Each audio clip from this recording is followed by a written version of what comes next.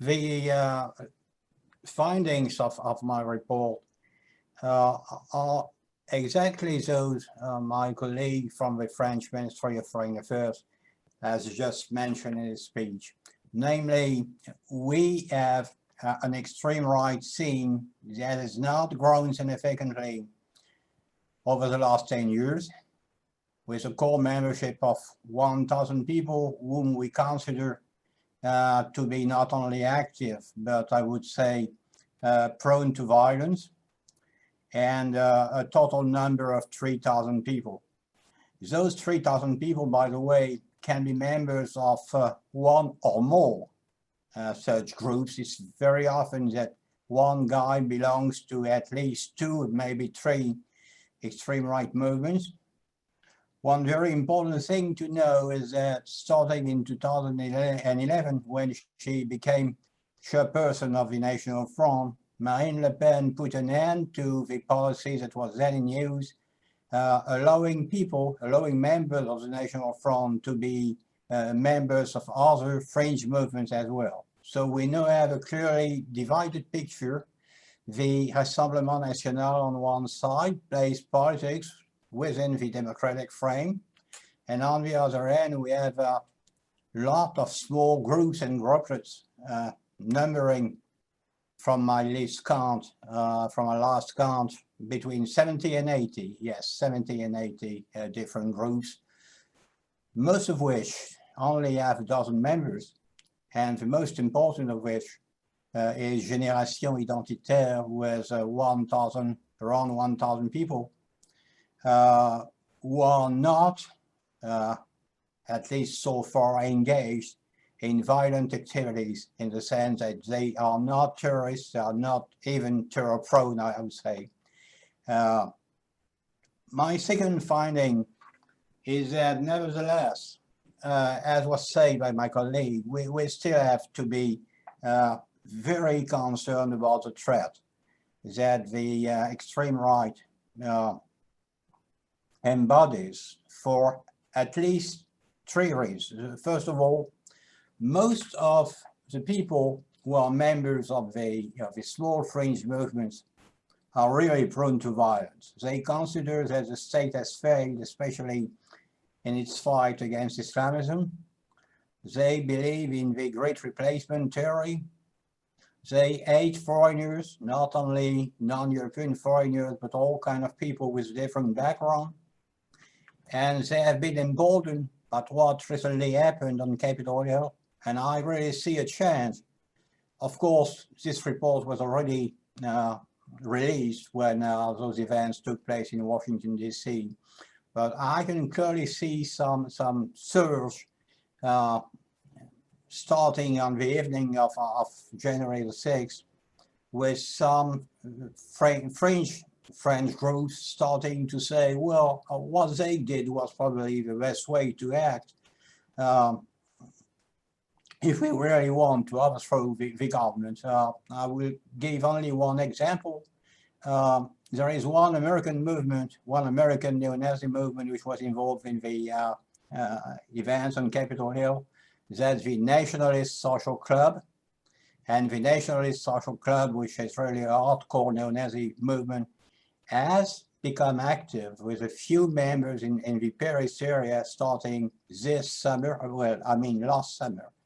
I really suspect that other groups from the United States will soon try to open a branch in France as well in other countries in Europe. My third finding is that the transnational connectivity of the small fringe French groups is in fact quite limited. The first reason is that it might be silly to say, but there's a language barrier somewhere. I mean, those French activists are no masters of foreign languages. So they have regular contact with the French-speaking part of Belgium, with the French-speaking part of Switzerland. Sometimes they go to Quebec or have some kind of a relation with Quebec.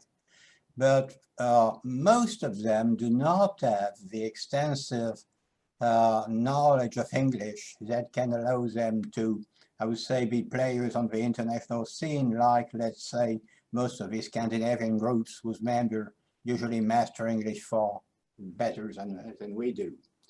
Nevertheless, we have had a concern with the small number of people who travel to the Ukraine and Crimea to fight on one or the other side of the conflict. We've had some people fighting on the Russian side. We also have some people fighting on the Ukrainian side with the Azov unit and other units on the Ukrainian side. But I mean, from what I read from their publications, from what I've read from their Facebook accounts, there were never big players in the game. I mean, the Russians did not trust the French unit, which, for example, has been engaged in military assault only very few times, and most of the time they used to stay in their barracks just waiting for the commander-in-chief to tell them to do something. On the Ukrainian side, it seems to be the same. There was a lot of media hype about this topic, but I do not think they had a very significant role. Something new which I was not able to include in the report because the conflict had not started is that a bunch of extreme right activists from the group Les Oies traveled to Armenia to fight on the side, or to pretend to fight on the side of the Armenian army and the armed forces of the Karabakh self-proclaimed republic. I must say that being pretty familiar with Armenia and everything that's going on with the conflict, I'm not very sure they really did something important there. They were not welcome. They decided to travel on their own. They were not part of any attempt by the Armenian community, which is very strong in France, to send support to the Republic of Armenia, not to Artsakh. So it's more or less a marginal individual decision by those individuals to go and fight there. When it comes to finance, I mean, I've researched a lot about ideology, much less about finance of those groups, but it appears that at least, except some of the actions by the Bloc Identitaire, neo-Nazi activism and extreme right activism, at least on the French scale, does not cost that much. I mean, we had 2 events by the identity movement guys, which in fact needed quite an amount of money. One of them with a cost of 80,000 euros, and the other, the bigger one, with 300,000 euros as an estimated budget. That was the, first of all, what they did in the mountains of the Alps when they tried to stop immigrants from the other side, from Italy, to enter into French territory, eventually going into some kind of a standoff with Oran police forces. They needed an helicopter, they needed some logistics, and the second operation was, you know, these boats that they chartered to sail on the Mediterranean Sea to stop immigrants from crossing the sea from North Africa. That was quite a sophisticated attempt with a lot of logistics involved, a big budget, but I think they have been able to do this only once. They know they have spent most of their money. They mostly rely on individual donations. So I do not think there is something very significant in terms of money influx from abroad. I've always thought, for example, to be quite honest, that the big media tale of Russia putting money into extreme right French groups was more or less funny. I mean, the Russians do help, or at least some people within the Russian state apparatus, And the most interesting thing is, who are those people and what segment of the state apparatus do they belong to? Some of those people tried to help part of the French extreme right, but they asked for much and didn't give that much. And from what I know, the expectations of the French extreme right have not been met by what the Russians eventually gave them in exchange for example, setting up a media, an online media that was covering international events and French events according to the Kremlin line. What I'm really worried about, I would say, is not Russian influence over the French extreme right. It's two things. The first thing is, as I said, what will follow the inauguration on the Capitol tomorrow. Most experts in the United States, and I have the same opinion regarding France, think that what we've seen on Capitol Hill on January 6th is only the start of something that will become bigger after President-elect Biden begins his term. I do not think that the inauguration tomorrow will be disrupted on a very big scale, but I am very much fearful of what will happen on after the inauguration, because the big difference between what happens in the United States right now and what happened with the neo-Nazi French extreme right in the United States, let's say at the time of the Oklahoma City bombing in 1995, is that much more people are involved. And what happened on Capitol Hill can really give ideas to people in France and elsewhere to put words into action, and action can mean bullets.